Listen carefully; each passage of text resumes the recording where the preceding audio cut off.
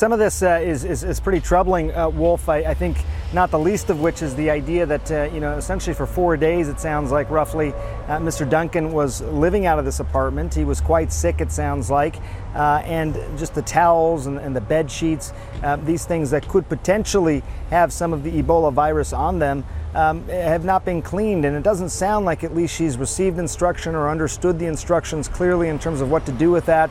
I can tell you just down the street here from the CDC is Emory, where the first 2 patients came from, and we got an idea of how they handle the waste from the rooms where these patients were cared for.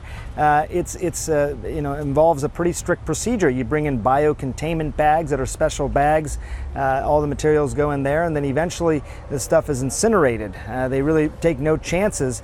States have different regulations on this sort of thing, but in this case it sounds like she's just simply not going in that room. The sheets are still on the bed, the towel's still there, and that, from a sheer humanity standpoint, that shouldn't be the case. I will tell you, Wolf, that even since Anderson first reported that, and we've been talking about it, the CDC has commented that medical contractors are going on their way to the apartment to address this very issue and to make sure there's better communication with her as well. But it's obviously a frightening situation for her. There's nothing to suggest that she is sick or the other people in the apartment are sick, but it is obviously troubling.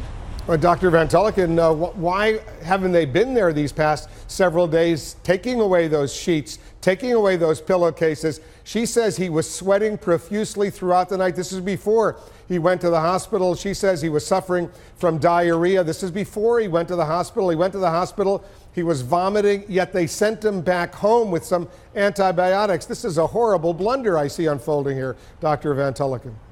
I agree, Wolf. I mean, I think this is absolutely extraordinary. He's now been in hospital for a few days. They've had a long time to get on top of this. And as Sanjay says, it doesn't sound like they're treating her in a very humane way. I mean, not only have they not given her instructions about how to deal with the set of items that none of the rest of us would want to handle without a hazmat suit on, it also doesn't sound like they've made it easy for her not to leave the house. They're now using a legal order to keep her in the house. She should be being bought food, books, she should have clean linen just because she needs clean linen. The kids need video games, they need a TV, they need phones, whatever it is to keep them in the house. And you can do that well. You don't need legal orders to keep it in the house if they educate people. Doesn't sound like that's happening here.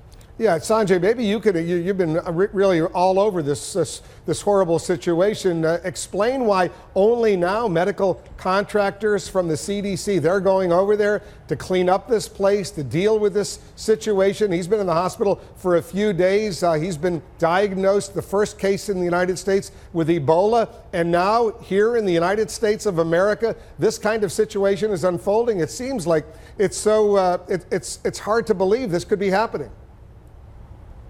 It is hard to believe, and there aren't good explanations here. We've asked for some response, and what we heard back is we're going to take care of it. We're sending these medical contractors out to clean up this waste and to help provide guidance to Louise, this woman whom Anderson spoke to. But as far as why it hadn't already happened, what the thinking was there any rationale or explanation? We didn't hear that part of it. I'd be curious. We know that CDC employees, my understanding, have been going to the house if for no other reason than to help monitor, check the temperature, body temperatures of the individuals who are under quarantine. But what else have they been telling her? Has there been a miscommunication, or is this just a dropped ball?